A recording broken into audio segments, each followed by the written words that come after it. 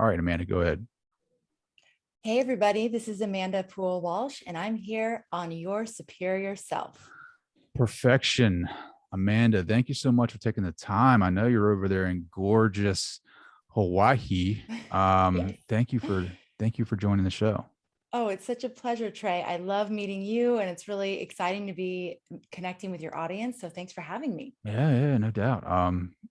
Your journey, it's been a long one, right? Like it's been up and down and from east to west. Like talk about that. Like we're talking about astrology today, which I have no concept of really. I mean, I've heard of it, and I heard that you're one of um, the go-to people in this. So I wanted to have you on the show and kind of explain to me the 101 and like what that looks like and get some of your expertise. I'm very excited to do that because you're asking about my journey. I'd say 10 years ago, I was exactly in the place you are, Mhm. actually, clueless about astrology, no even real interest. I mean, to me, it was like something you look at the back of Vogue for entertainment purposes, but it didn't really have real value. Mhm. And I was living in New York City. So I was also on the East Coast. And I was running a tech company. And I loved it until I had my first daughter. And after I had my first daughter, you know how it is. You have three kids, everything changes. And all of a sudden, my 80-hour a week career, I never got to see her. I mean, she was literally being raised by the nannies. Mm. Um, and I just saw this trajectory of my life. I was like, God, I'm not going to know my daughter, and I don't really care about what I'm doing anymore. Like, I don't really care. I remember being on meetings, business calls and things, and just being like, I don't care.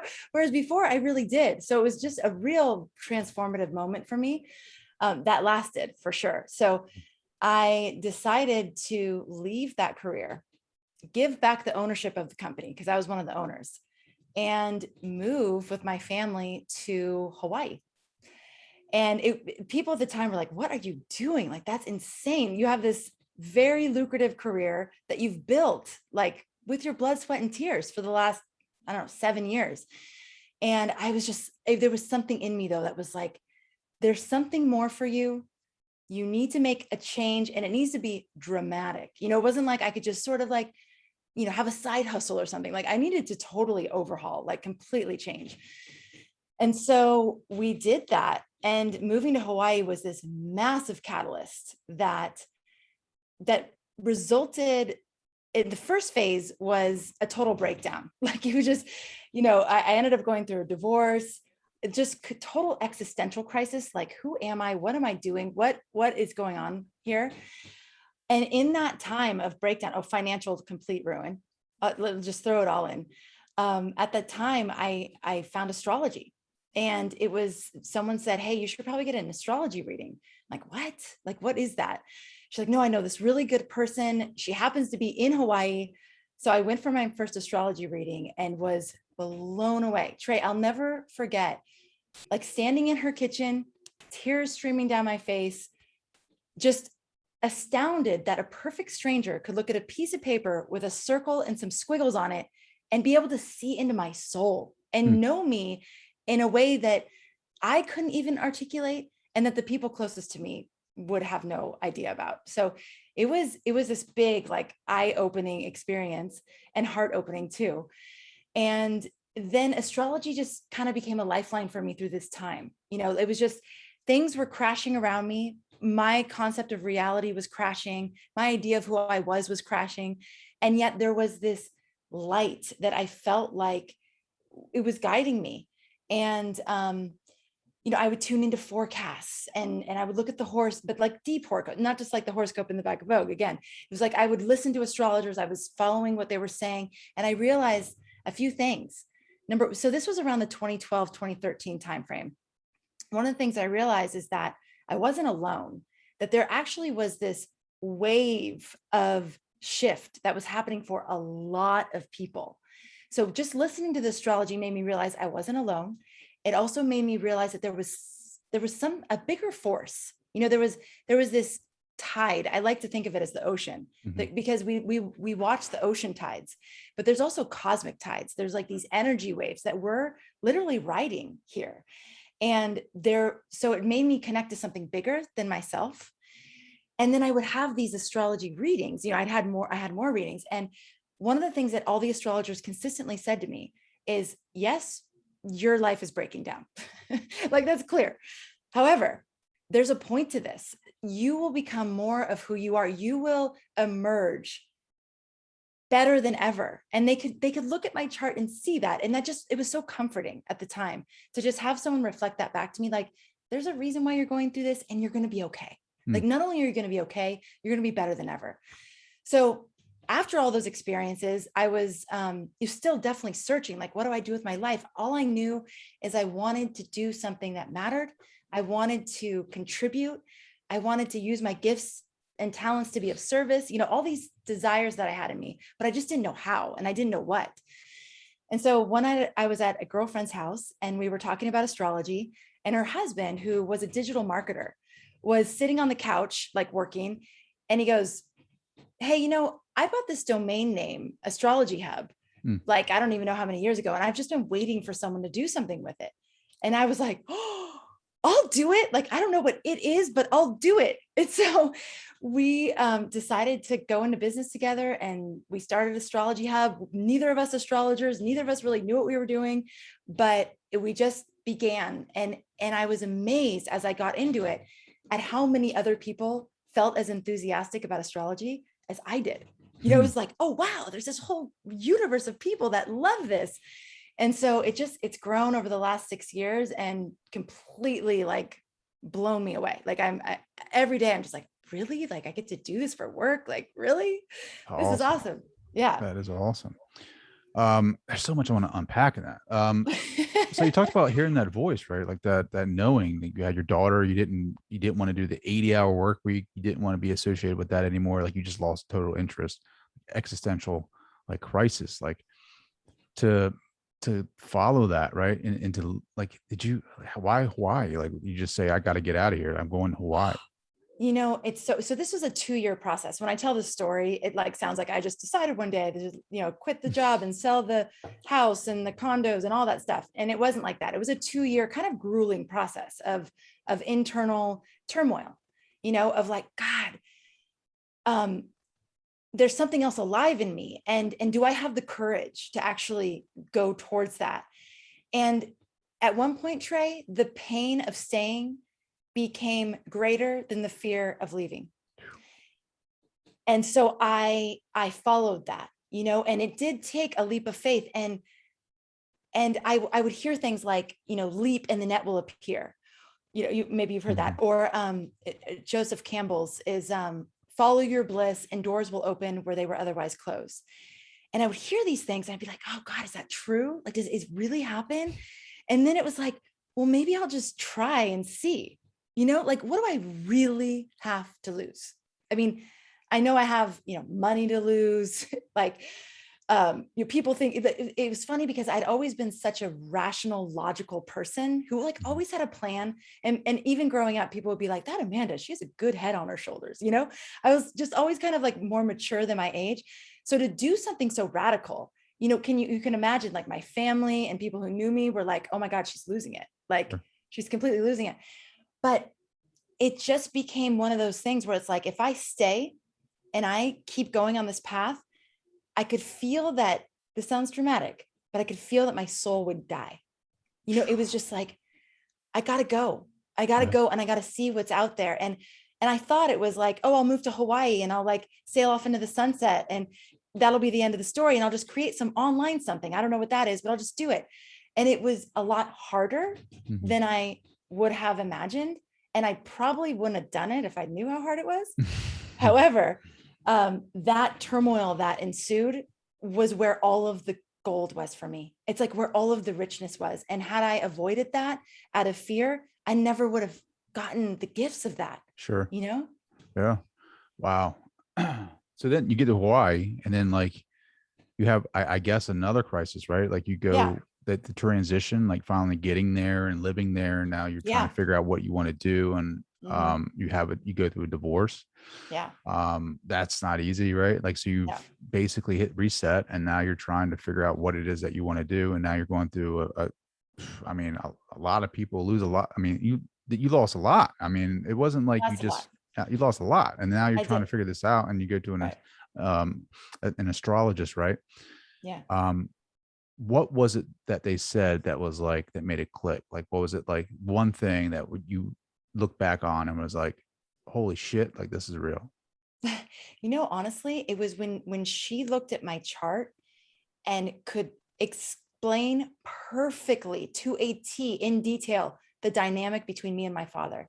Hmm. So me and my father, my father, and my brother owned the technology company.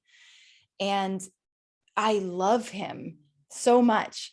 And we just have these things that we just like go at it over. I mean, it's amazing. I don't argue with anybody in my life the way that I do with him. And she knew like nuanced details of that dynamic from looking at my chart, which was really fascinating to me. It's like, how do you know about? And she knew about my brothers. She knew the whole family layout just by looking at my chart. And she also could speak to that calling in me that was, again, something that I couldn't articulate at the time. It was just that like pull. She knew that I like needed to build communities.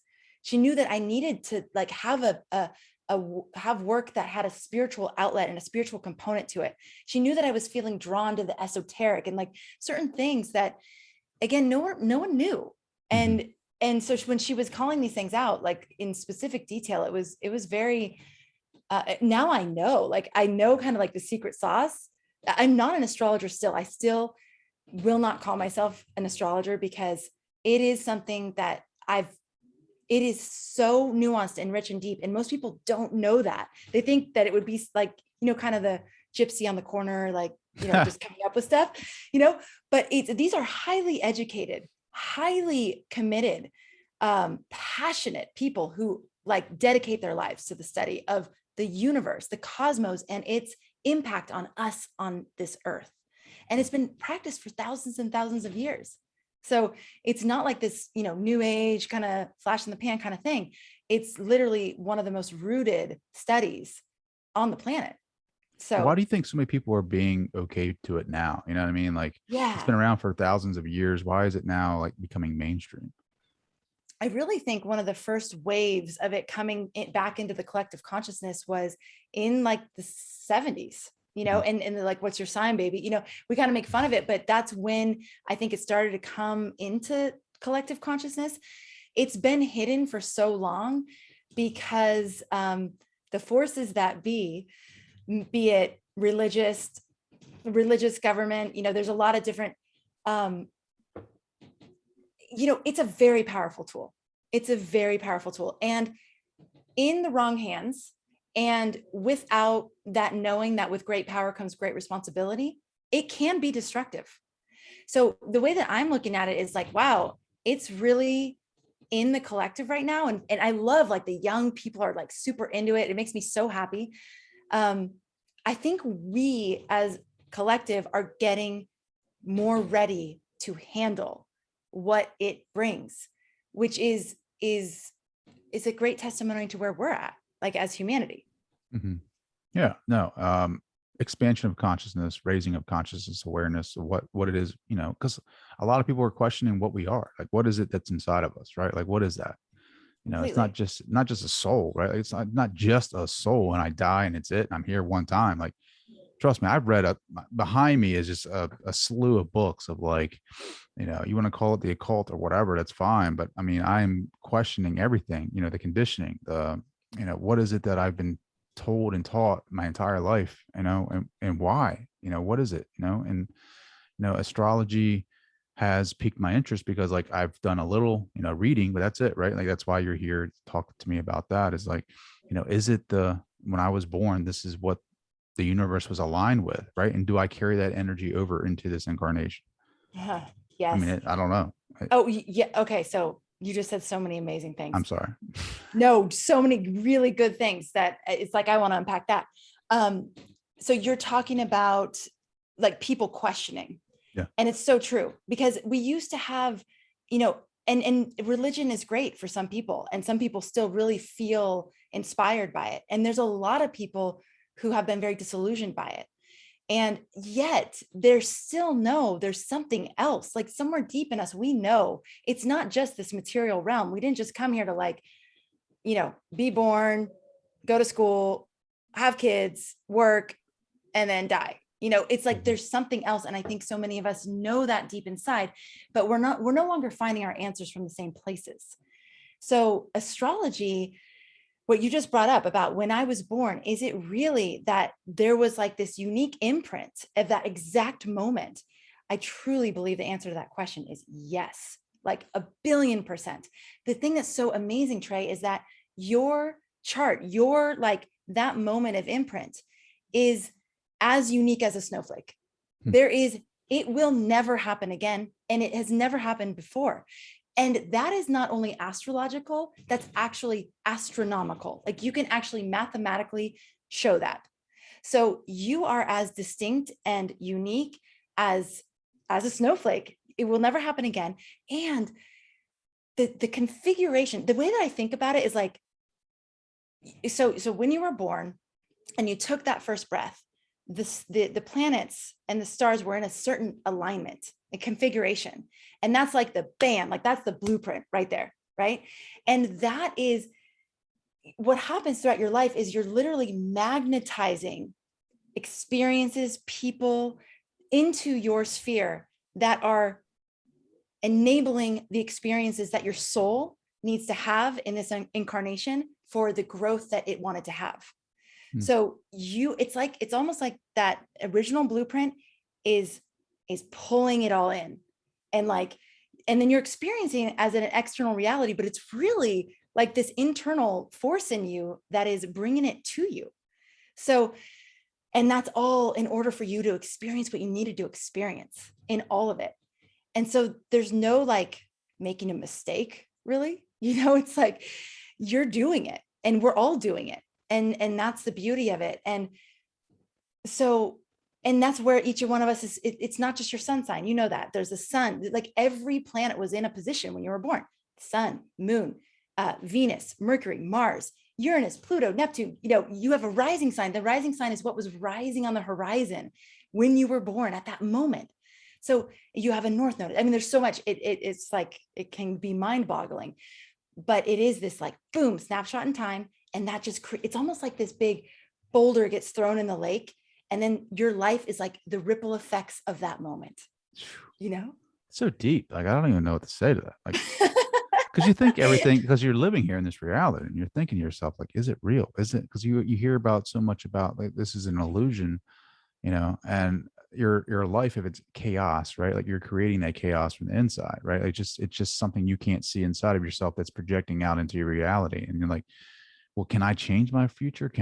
Is it probabilistic? Is it something that if I, can I create, law of attraction? Can I, if I make my intention known and focus on that for a long-term, time frame, can I create from that? Right. Like, cause there's things that, I don't want to just believe these things that I read, right? Like I want to know, right? I want to know my divinity. I want to know my spiritualness, right? Like I want to feel that for myself. And listening to you and talking to you and reading some of your work, it's like I call them mileposts, right? Along our highway of spirituality, where, there's not a handbook on this. There's not, everyone's different, right? Like everybody's journey is different. And like you get lost in your path. Like if I want to go follow somebody else's path, I'll just follow society and do what they tell me to do, right? But I want to go do what Trey wants to do, right? And create that for myself. So, I'm out here in the jungle somewhere and I'm like, just working my ass off, just trying to like, not just, I don't want just material things. I want spirituality, 100%. Like I want to feel the oneness. I want to feel the universe. I want to be one with that. So like I am just, really searching that for what that looks like for me. And that's like a lot through meditation, through running, through, positive psychology and things like that, and conversations like this and the podcast. But like these conversations are mileposts for me. Like, they're like, hey, it's like you go out to set sail over the sea and there's a seagull, right? Like you're close to land, you're pulling yourself closer. But I think your modality is a good milepost for people because they can connect and see it for themselves and know that like you tell them things that they're like, like you said, right? Like, I can't believe that happened. Like, or I can't believe you knew that about me that nobody else knew, or that's the dynamic that nobody's ever explained to me before. Mhm. I think having those experiences, it like, it stokes the fire, if that makes sense. It does. It fortifies the trust. You know, one of the things I love about astrology is how much it confirms your intuition.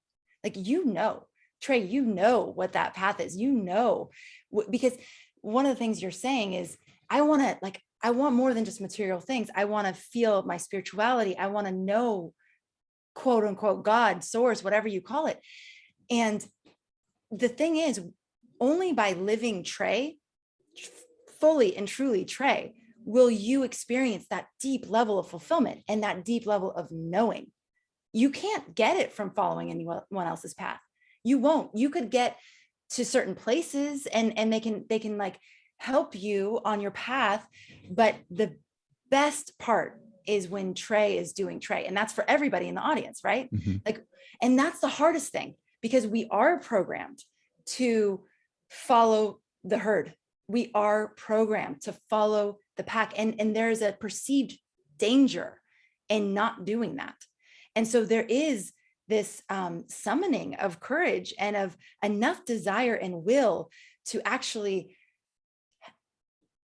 go to the places where you can know it. Like what you're saying, like you want to know it. You don't want to read it. Like, you're going to read it. That's great, but you want to know it. And I totally understand what you're saying. That's what was happening to me when I was reading Joseph Campbell, and he's like, follow your bliss and doors will open. And I'm like, really? Like, that sounds awesome, but is it true? I kind of need to know that for myself, you know?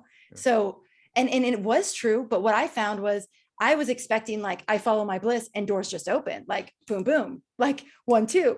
And it was like, I followed my bliss. I had to let go of everything that I thought that I was and everything that I thought mattered, so that I could find what really matters. And then the doors were opening. Sure. You know, it was like I had to look Yeah. in the right direction for those doors. It wasn't just going to open. So it's a little more complicated, but it's still true, you know? Yeah. And it didn't feel like doors were opening, but they were. You know, it felt like, I remember saying, I mean, I literally cried every single day for a year, like every day. I remember just like getting in my car and swearing, like just yelling and swearing at nobody and everything. And, you know, so it was, and in those moments, it was like, God, did I just fail? Like, am I a complete failure? Like, I'm ruined. Like, how could this have possibly been the result of my experiment?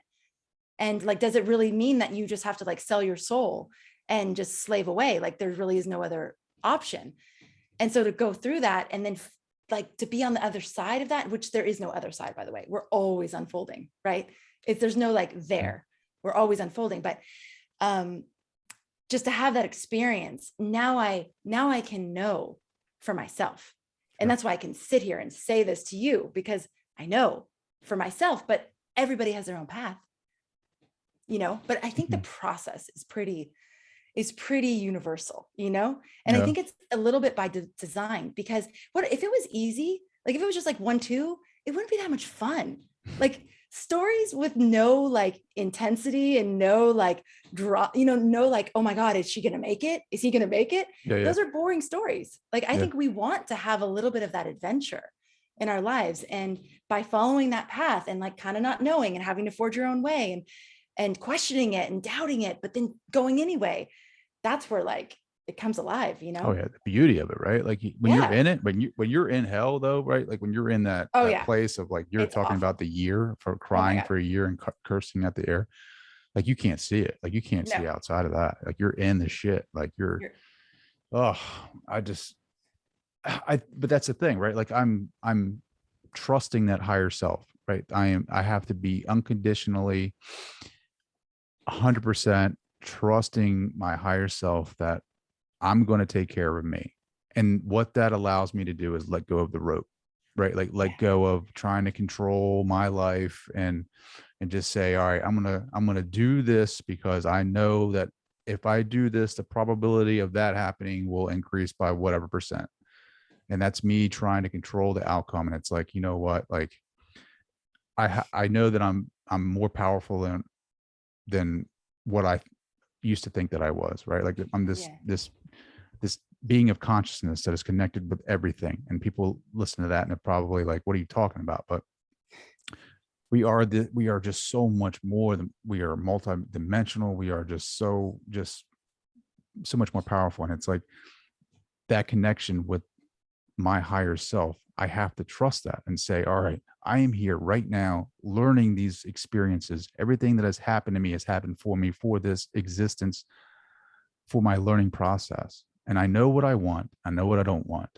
I have to trust myself and love myself 100% in saying, all right, if it happens, it happens. If it doesn't, it doesn't. I got to let go of everything and just relax and be, like you were talking about, that authentic self being Trey. Because when I unfold to that, that's when the journey really opens up to me. It's true. And Trey, the people that you need to support you on that path, like they're gonna come.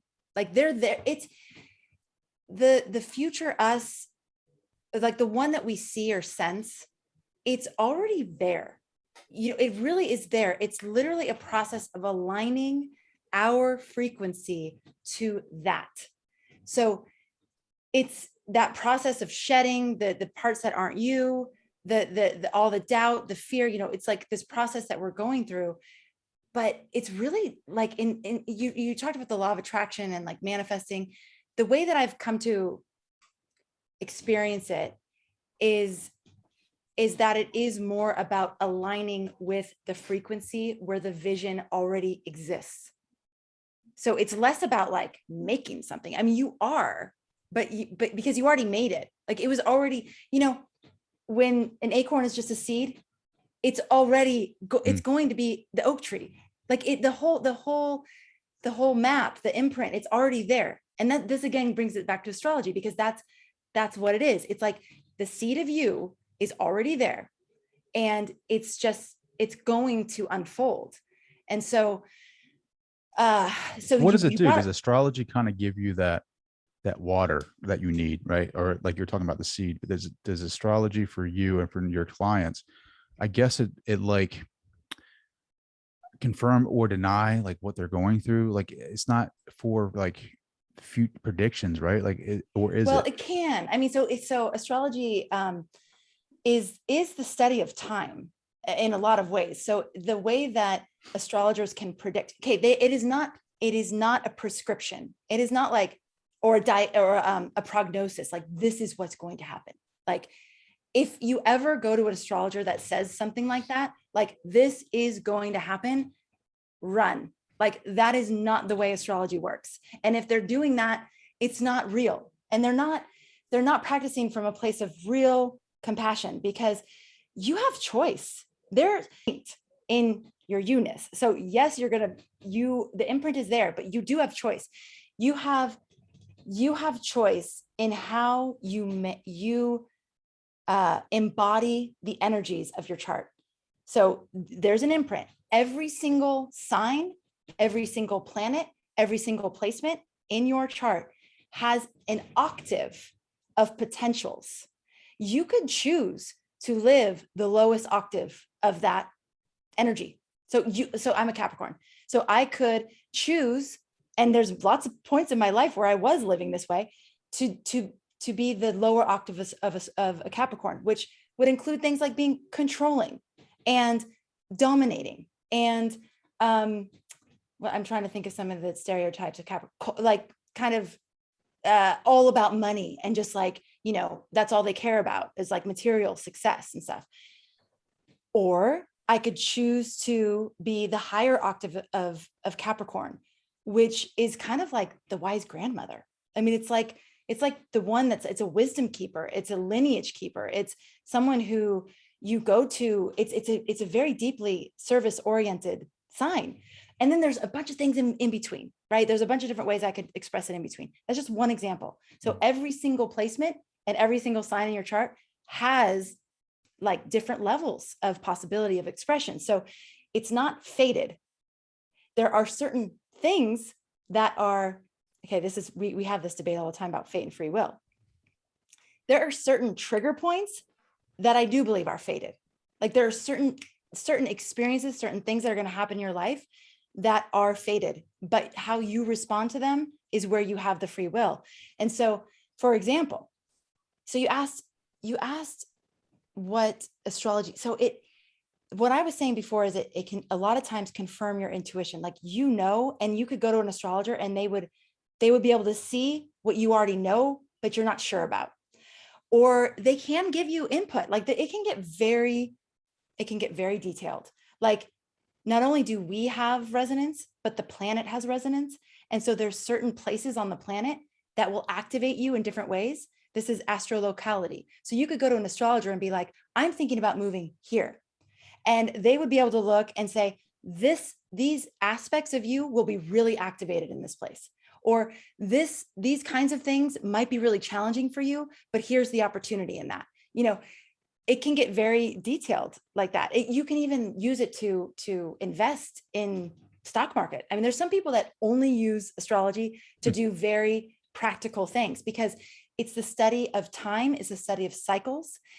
And so, for example, 2020, astrologers for decades, if not centuries, looked at 2020 and were able to say, like, oh my God, there's essentially like a tsunami of energy, like that is going to be swirling on the planet at that time. And it's going to be a time of dramatic change and transformation. Like, existing structures are slated. It's like this like celestial clock. It's like, okay, the breakdown is meant to happen now. Mm-hmm. And so all the things that we're watching break down, all these systems, all these structures, all this truth getting revealed, all the like underbelly of humanity, like getting exposed. There were astrologers talking about this years ago before we knew what the content would be. We didn't know it would be like COVID-19 and we didn't know these things, but we knew that it was like we were doing prep series in 2019 for our community to get ready for 2020 because we knew it was going to be that big. So I'm just saying, it's not like any astrologer that goes, this, like they look at a child or something like this child will never have friends, or you will never be married, or that is not astrology. But if they say, you'll have, they could say, social situations may be challenging and there's going to be a huge opportunity for growth for this individual to get to know themselves so that they can, be sure of themselves in a social setting kind of thing. Mm-hmm. So I'm just giving you examples, but sure. Those are some of the ways that it works and the ways that it can be really helpful. I know I went off on a lot of tangents there. No, so. I love it. I love it. Yeah. What is there anything in the future you can say, like, is there another shift change for us energetically that they're seeing now? Well, essentially the way that you can look at it is we have been in an over 2,000 year age. You've heard of the ages, right? We were in the age of Pisces. And that began more or less, there's lots of debate about the exact beginning. I mean, these are huge cycles. So like, you can't really pinpoint a day and be like, here is the age of Pisces, but it's around the time of the birth of Christ. And that was very much about an external authority. It's been a period of time where it's very much about like a devotion to something outside of ourselves. So religion, leaders, gurus, whatever it is, but like outside of us. We're now entering into the age of Aquarius, which is totally debated when exactly this started. Some people say it started a century ago. Some people say it's starting like right now. But I think without a doubt, now is a time of very strong Aquarian energy, which is bringing us back to humanity, like bringing us back to ourselves and the power that we have within ourselves and awakening that. And not only the power we have within ourselves, but how are the unique gifts within you? How can you lend those to humanity? How can you contribute to the symphony of life by being you, by being the unique you? All the things we've talked about. You're right on track, Trey, because this is exactly what this is about. But the transit that started off 2020, which is the one that astrologers looked for years and was like, holy my God, that's like huge. Think of it again, it's like a boulder in the lake, and we are living in the ripple effects of it. And it's going to be a while. I mean, that's the thing. That's one of the things astrology can also do is help you understand how long you're going to be in something. I remember one of the big questions when I was in my personal apocalypse was, how long is this going to last? Like, how long do I have to do this? So when they were able to look and be like, you're in it for a year, you're in it for like a couple of years, whatever they would say, it helped me like manage my expectations. Like if you're in a marathon and you're like sprinting the first mile, you're going to be exhausted by Yeah. mile 6. Yeah. So knowing like we're in a marathon, this is not going to be like this quick, okay, everything's over and we're going back to normal, because it's not meant to be. We need to experience the depth of transformation that's possible so that we can start creating something different. Mm. So it's going to take some time. Love And that. I think buckling up for that is smarter than like wishing it away, Yeah, no, I mean, I love everything you're saying. So it's like we're right on the same frequency for sure. So your company has, I consider it a service, right? Like it's you're helping people really understand what it is, the power behind them. Like, so do you have, how do you select the people that work, like, that give the readings or help other people? Yeah, very carefully. We again, like I said, not all astrology is equal, not astrologers are equal. There's one of the things that I noticed when I started getting into the field of astrology was that there was either really watered down, like quote unquote pop astrology. I'm not saying anything bad about that. It's not bad. And in some ways it's great because people get interested through it. But I noticed it was either that, and it felt really watered down for me where I was at in my life, because I was in a crisis. Like I needed help, you know, Mhm. I didn't need rah-rah. I needed like insight and like meat. So it was either like too watered down for me, or it was so academic in advance that I was like, what the hell are they talking about? I have no idea what they're talking about. So I saw an opportunity for like a middle of the road where we could meet people where they were at. And if they were new, we would have something for them. If they were really advanced, we could have something for them too.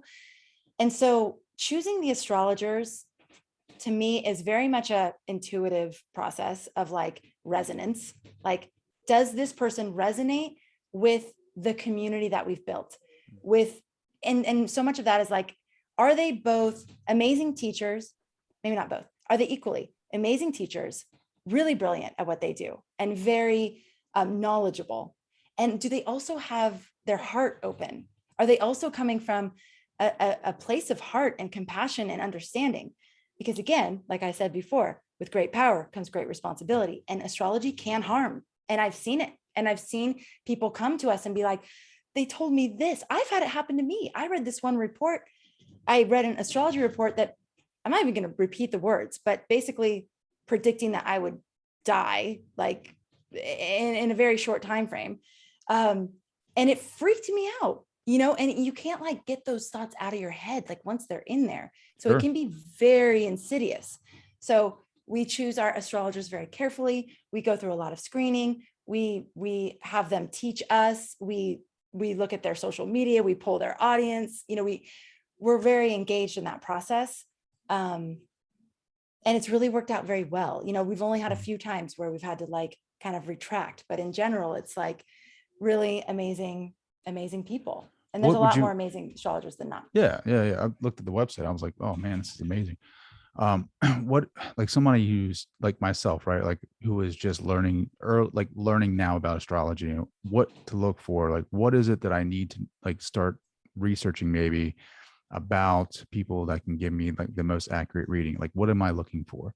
Okay, great question. Um, Definitely look for someone that you feel like, read their stuff, listen to their YouTube videos, like make sure there's a resonance, right? Like you feel the person. Keep in mind your question. That's one of the biggest things. Like if you're looking for input on where you should move, you should look for an astrologer that practices astrolocality or astrocartography.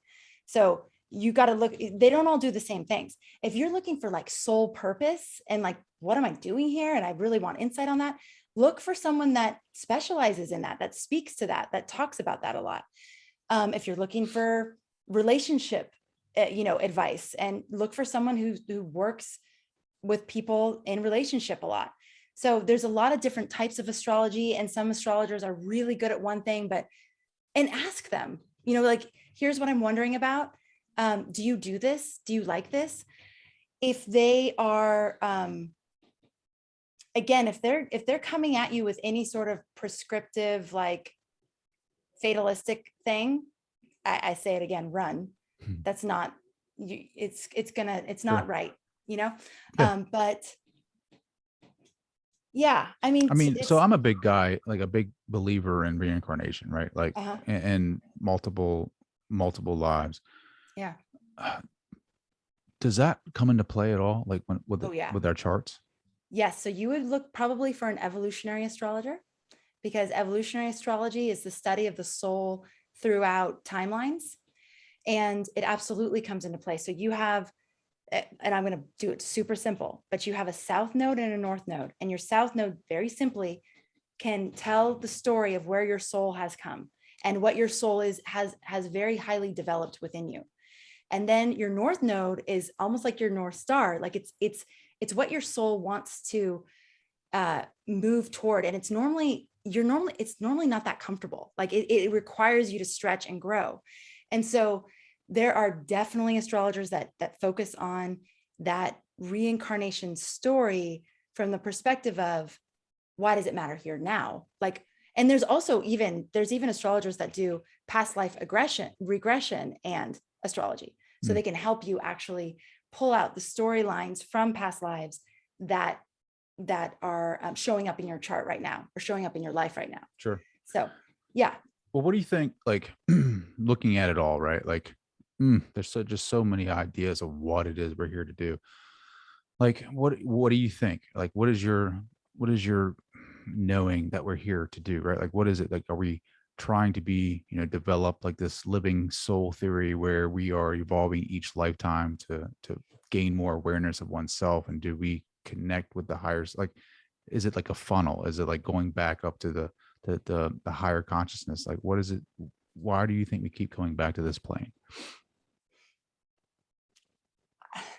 And I know it's a tough question. I think we love it. Yeah, I think we're addicted. no, no, no, no. I think there's joy. There's joy in self expression. There's joy in, like, there's joy in the unfolding. There's joy in getting to know yourself, because getting to know you is getting to know source. It's getting to know God. And so there's this